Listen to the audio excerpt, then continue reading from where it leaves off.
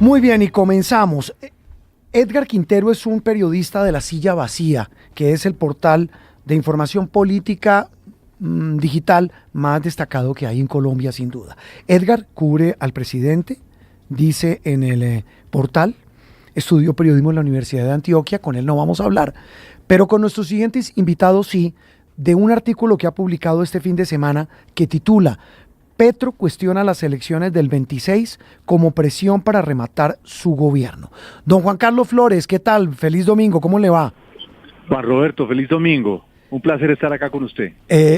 Juan Carlos, está bueno el título de este artículo de nuestro colega de La Silla Vacía, ¿no?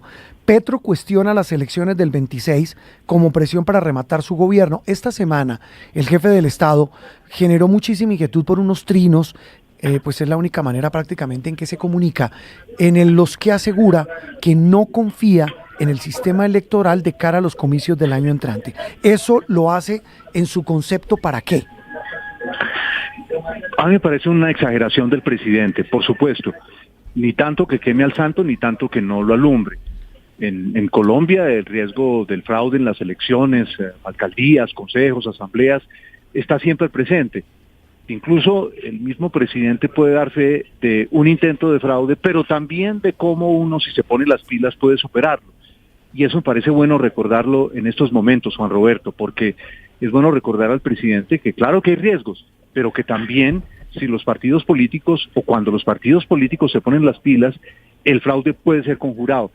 Recuerde usted, Juan Roberto, en las elecciones pasadas al Congreso, previas a la primera vuelta presidencial, cuando en la noche de las elecciones sale la noticia de que un grupo de ingenieros de software que trabajan para la campaña del Pacto Histórico habían detectado que no se habían incluido en los C14, los formularios que se llenan en las mesas de votación, sí. 29,000 mesas para el Pacto Histórico. De inmediato se recordará, hubo todo un escándalo al respecto, y eso lo señalaba una firma muy respetada de ingenieros electorales que preside, si mal no recuerdo, el ingeniero Diego Buitrago. Sí.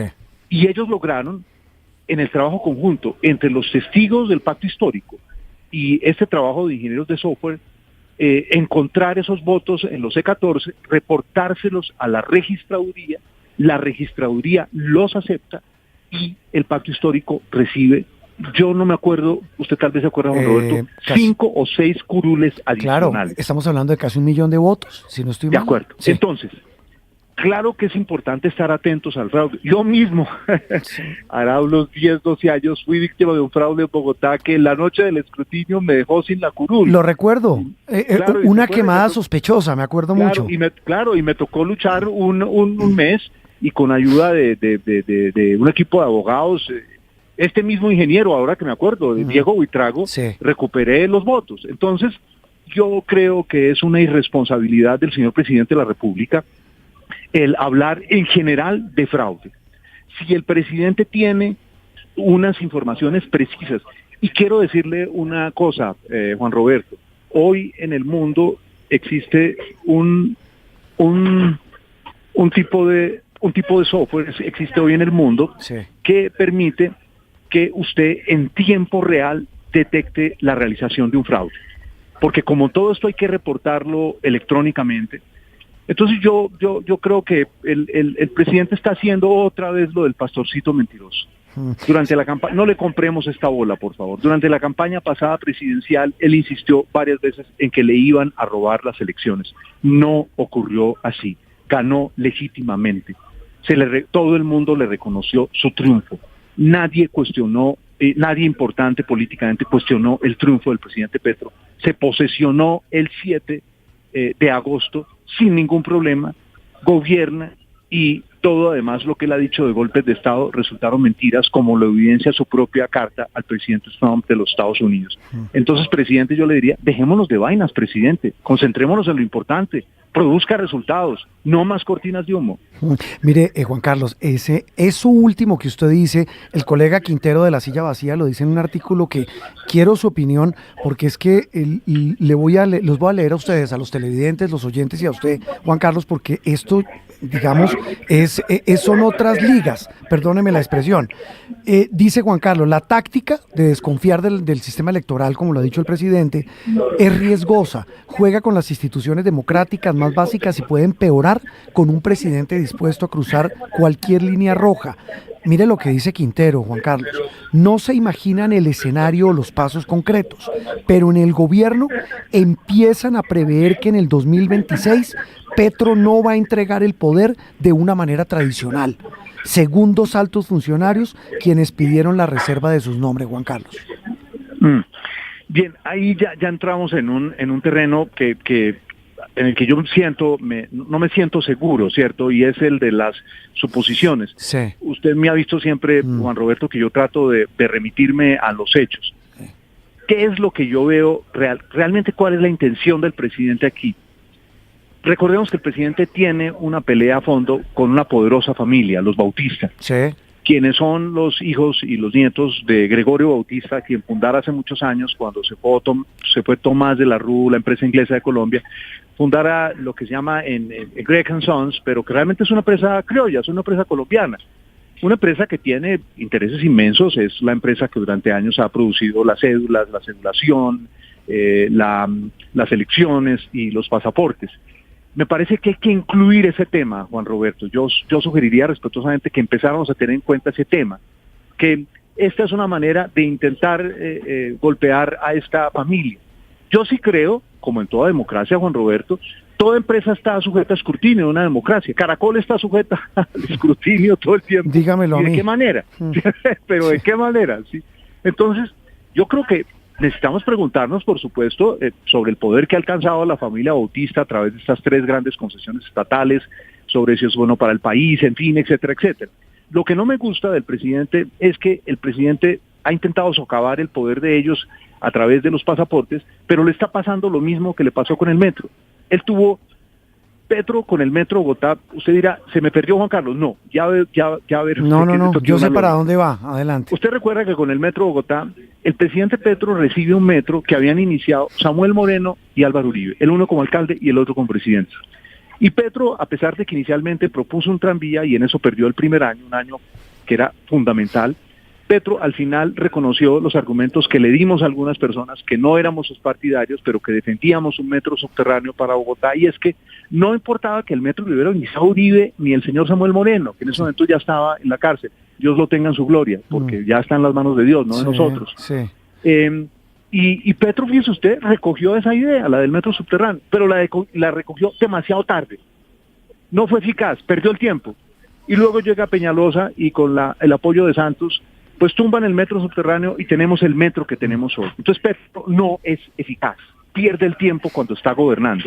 Si él quería cambiar a los Bautista, como proveedores de pasaportes, tuvo tiempo suficiente, pudo haber nombrado a un mejor canciller, pudo haber después nombrado a un mejor canciller que el señor Leiva, pero él es el culpable de que hoy no haya pasaportes. Entonces él, como sabe que hoy está entre la espada y la pared porque ni Francia ni Portugal alcanzan a producirlos, porque la imprenta nacional no puede, entonces está en esa pelea con los Bautista, que seguramente tiene unas razones que yo personalmente desconozco. Entonces yo honestamente hoy no me atrevería a decir que Petro piensa quedarse o dejar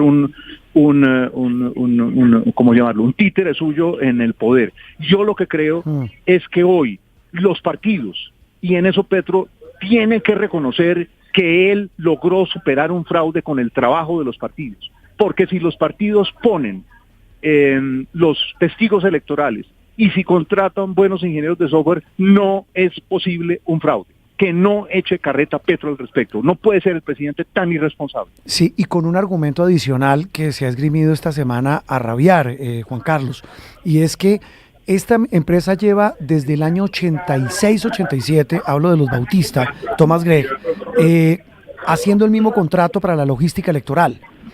Y en ese tramo, al hoy presidente Petro, con ese sistema, lo han elegido 7 veces. Congresista, alcalde, senador, representante y ahora presidente. Sí, sin duda. Es decir, claro, hay aquí, por supuesto, pero ya es otro asunto, pero es decir, estamos en la demora de modernizar el sistema electoral del país. Sí. los partidos políticos han impedido que se apruebe el voto electrónico. La registraduría no ha modernizado. La registraduría hoy podría ser, fíjese usted, pensemos que usted y yo somos candidatos en la próxima campaña. Que ni Dios lo quiera. Hoy, claro, por fortuna. Nosotros hoy podríamos ir donde un ingeniero electoral y su compañía y contratarlo y garantizar desde ya que vamos a tener un sistema de seguimiento en tiempo real, más inteligencia artificial, todas cosas que existen hoy. Sí. ¿Sí? Entonces, hoy existen esas cosas. Eso debió haberlo hecho la registraduría. Sí, para no depender de una empresa siempre. Exactamente, claro. Y ahí es donde está mi reflexión. No, y estoy de acuerdo con usted, Juan Carlos. Es decir, eso hay que revisarlo, lo de Thomas Gregg. Completamente. Sí. Pero eso es una cosa y otra venir a generar ese manto de duda. Completa. Es que ya el presidente, por eso yo insisto, aquí lo que le importa a Petro no son las elecciones, sino desprestigiar a estos señores bautistas. Esa es mi sensación. ¿Y qué es lo otro que yo veo? Es decir, lo que yo veo con toda claridad es, aquí va a haber una realidad. Es decir, si hay un candidato audaz, ese candidato podría ganar en primera vuelta a las fuerzas del presidente Petro, porque el presidente Petro cada día suma descontentos. Sigue manteniendo el 30-35% de los colombianos que legítimamente le apoyan y que por fortuna y eso pueden es legítimo. ejercer libremente su derecho al voto. Pueden ejercer libremente su derecho al voto. Los seguidores del presidente Petro van a escoger el que Petro diga, como en su momento la gente votaba por el y eso es legítimo, Eso es absolutamente legítimo. Pero hoy, como están las cosas, salvo que la oposición no esté a la altura, le van a ganar a Petro en las elecciones. Eso es una realidad. Y él lo sabe, Juan Carlos. Él lo tiene claro.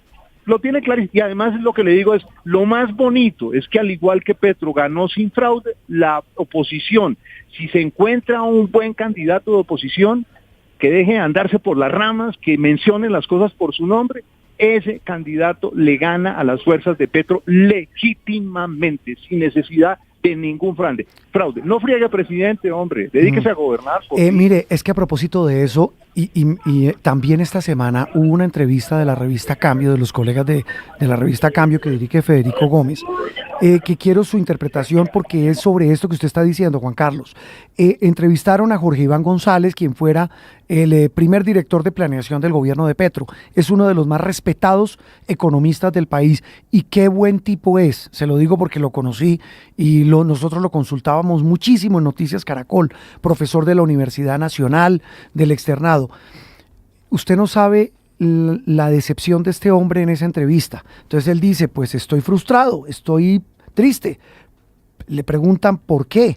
Pues por lo que está ocurriendo con el proyecto que no es solo mío, hablando del proyecto político que los llevó al poder, sino el de toda una generación que soñó con una socialdemocracia posible. Y dice una cosa que es demoledora. Mi interpretación, dice en esa entrevista Jorge Iván González, es que Petro intentó gobernar durante los primeros 6 meses, pero al ver que no podía cumplir lo que prometió, hizo un giro maestro, pasó de gobernante a candidato. Sí, yo incluso diría agitador. Es que en Colombia en los últimos 30 años hemos tenido 2 grandes agitadores políticos, el expresidente Uribe y el presidente Petro. Y hoy en funciones está uno solo de esos agitadores, que es el expresidente Petro. Pero también yo ahí es donde censuro durísimamente, usted lo sabe, Juan Roberto, y con toda sinceridad, a los opositores, porque le compran todas las pelotas a ese gran agitador en este partido, en vez de ellos proponer un modelo de futuro, que los colombianos se sientan seguros con lo que va a ocurrir después del 7 de agosto, porque eso es lo importante. Ya Petro lo que no hizo ya no lo va a hacer. Ahora el gran desafío es qué va a hacer esa suma de fuerzas que el 7 de agosto asume el gobierno y que no se puede dedicar, pues como lo hizo a echarle la culpa al pasado, ¿no? Sí, Juan que Carlos, tienes que construir con todo su futuro. Basado en eso, hoy el mapa político, ¿cómo lo ve? Y cuando digo un mapa político es porque a uno como periodista, la gente le pregunta, oiga, ¿cómo ve las cosas? ¿Para dónde va esto? ¿Cómo lo ve usted, Juan Carlos? Yo me siento como en esas vueltas ciclísticas donde no hay unos líderes que respalden la acción con los pedalazos. Y entonces es un pelotón en cada etapa del cual de pronto se escapa alguien, pero la diferencia entre los líderes es de segundos y no se ve todavía el que va a ser el rey de la Vuelta a Colombia o del Giro, o la Vuelta a España o el Tour de Francia o qué sé yo, la Dauphiné Libéré, alguna de esas competencias. Sí. ¿Y por qué yo creo que está ocurriendo eso? Porque todos piensan que es el detestar a Petro el que les va a llevar a la presidencia. Y yo creo que no. Yo creo que la gente dice, no podemos repetir otra vez esto de Petro, tenemos que asegurarnos que quien llegue realmente sea capaz de hacer algo nuevo, de que los problemas que Petro agravó puedan ser resueltos. Porque es que además la gente se imagina en el desmadre que va a haber, hay que volver a reorganizar el tema de la salud. Fíjese, si esto de los pasaportes se despelota, pues hay que reorganizar una cosa que funcionaba en Colombia. Claro, ya hubo fallos en el gobierno anterior con el manejo de los pasaportes, pero es que esto ya es la tapa. Entonces, yo lo que siento es que todavía del pelotón no hay alguien que se distinga y que uno diga, miércoles, apareció el tipo que incluso puede ganar en primera vuelta. Que es donde debería estar centrada la oposición. Venga, ¿por qué no nos vamos por carriles? La derecha, ¿cómo ve a la derecha, Juan Carlos? Pues yo lo que, pues ahí estuvo esta cosa tan trágica, inmensa de Miguel Uribe, tan terrible, ¿cierto? Que un hombre joven se le cercene en su carrera política a través de un atentado infame cuyas causantes además todavía permanecen en la oscuridad. Entonces yo creo que lo de la derecha está todavía conmocionada por eso, pero si uno se fija, ¿dónde están el grueso de los votos de la derecha? Pues están en el uribismo, ¿cierto? La decisión que tome Uribe siempre sigue relevante para la escogencia de un candidato allí. Y yo veo a Uribe pues completamente con su cabeza metido allá en el juicio, proceso, de manera que yo creo que todavía ahí no hay un candidato definitivo, porque puede haber un candidato o una candidata, pero si no cuenta con los votos de Uribe, pues eso no suma, porque recuerde usted que si no ganan en primera vuelta, el desafío es pasar a segunda vuelta. Ese es el lío. El centro, Juan Carlos. Eso no existe. Yo quiero ser muy franco, eso no existe, porque el centro se ve como hay una palabra de los antioqueños que a mí me encanta, la primera vez que lo vi quedé enamorado de esa palabra, desgalamido, porque es un centro desgalamido. Porque... Así decía mi abuela cuando yo era chiquito, flacuchento, así, entonces decía, usted está todo desgalamido. ¿Así está el centro político? Claro, sí, porque finalmente hoy la gente exige que uno, por ejemplo, si la gente me escucha a mí, pues a mí no me gustaría que la gente dijera, ese Flores no se compromete con nada, ese se mete a la piscina y no sale es mojado. Tibio.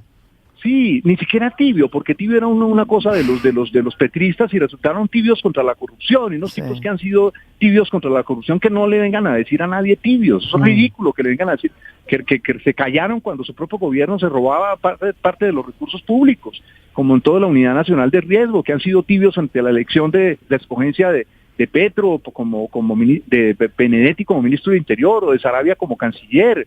Eso que no hablen de tibios. No, yo lo veo en el sentido de que no se comprometen. Bueno, ¿dónde es que están parados? ¿Qué es lo que expresan? Es decir, ¿cómo es que van a crear la suma? Pero, por ejemplo, ve uno a Sergio Fajardo, a Claudia López, todos dándole a Petro. Es que eso es lo que yo digo, y más de eso, ¿qué? Es decir, ya sabemos que el presidente Petro despierta el descontento de más del 64-65% de los colombianos. Pero ¿y el 7 de agosto qué van a hacer? Es decir, ¿van a usar como él otra vez el espejo retrovisor? No. Después de Petro, el espejo retrovisor hay que mandarlo para el Museo Nacional, punto. Hay que gobernar hacia el futuro. No sé qué tanto se pueda mandar allá, pues ni a él ni a ningún otro expresidente, porque terminan teniendo influencia. Yo me acordé del libro de Roberto Pombo, Muebles Viejos, y de Muebles Viejos no tiene nada. Juan Carlos, la izquierda, ¿y sabe por quién empiezo? Por Gustavo Bolívar, por una razón. El viernes pasado, yo creo que él votó una bomba, lo mencionábamos al comienzo de este programa, digo una bomba, porque mire las vueltas de la vida. Y puede explicarse mucho, y quiero su opinión en materia política, lo que dijo el viernes. Él sale de Prosperidad Social, al parecer no muy bien con el presidente, a pesar de haberle declarado su amor en público y en vivo, en televisión, pero además este viernes dijo, mire, yo sí tengo que decir que muchos de los influenciadores, incluso que están dentro del gobierno, los que manejan redes sociales, no hablo de bodegas, pero influencers que están dentro del gobierno, no solo están pagos por el gobierno, sino también que muchos de esos que antes me alababan, hoy me pegan. Las vueltas de la vida, ¿no? Bueno, y habló de un pacto de transparencia. Él dice, en campaña cuando haya alguien que ponga un trino, que yo sé que es un influenciador que le estoy pagando, le voy a poner PPP, numeral PPP, publicidad política pagada. Pero mire las vueltas de la vida, Juan Carlos. Sí. ¿Ah? Sí, eso es bien curioso. Lo que pasa es que Bolívar fue pésimo candidato a la alcaldía de Bogotá, pésimo. No quiso hacer campaña. Recuerda usted que Petro, violando muchas normas, se vino aquí a hacer campaña. Sí, me acuerdo. Puede ser unos consejos en las localidades de Bogotá que nunca más repitió. Claramente fue participación. Pero mire que está marcando bien, mire que está marcando bien en las encuestas. De acuerdo, pero si Petro no le da la bendición, se desinfla Bolívar. Lo mismo que el de Uribe. Sí, claro, y Petro no es el que, Bolívar no es el que Petro quiere. ¿Quién es el que Petro quiere? Yo creo que el que Petro quiere es alguien que logre pasar de la primera a la segunda vuelta, y en la segunda vuelta que se vea menos horrendo que el candidato del otro lado, como ocurrió con él mismo y el exalcalde ya fallecido de Bucaramanga. Entonces, el que Petro quiere va a estar muy relacionado con el que finalmente emerja del otro lado como fuerte candidato presidencial. Apenas, usted verá que apenas emerja un candidato presidencial fuerte que nuclea a la gente antipetro, Petro va a escoger un candidato que se le pueda oponer a ese. Y Bolívar no lo es. Bolívar es mal. Bolívar fue un guionista, entiendo, yo no veo las telenovelas del señor Bolívar, pero entiendo que él vendió muy bien sus telenovelas, pero candidato es fatal.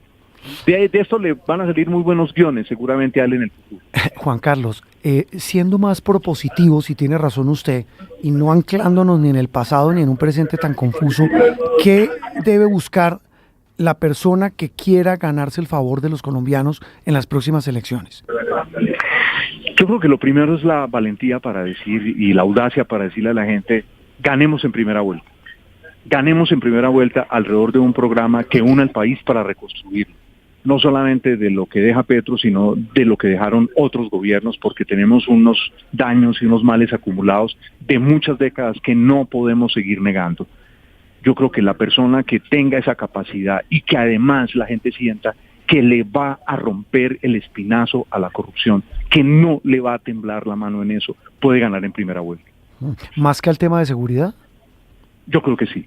Yo creo que sí, porque el tema de seguridad, recuerde usted, ya era grave al final desde la mitad del gobierno de Duque, cuando la herencia de un pacto de paz inconcluso, que fue el gravísimo legado que nos dejó Santos, un pacto de paz inconcluso, mantuvo vivas todas estas organizaciones criminales.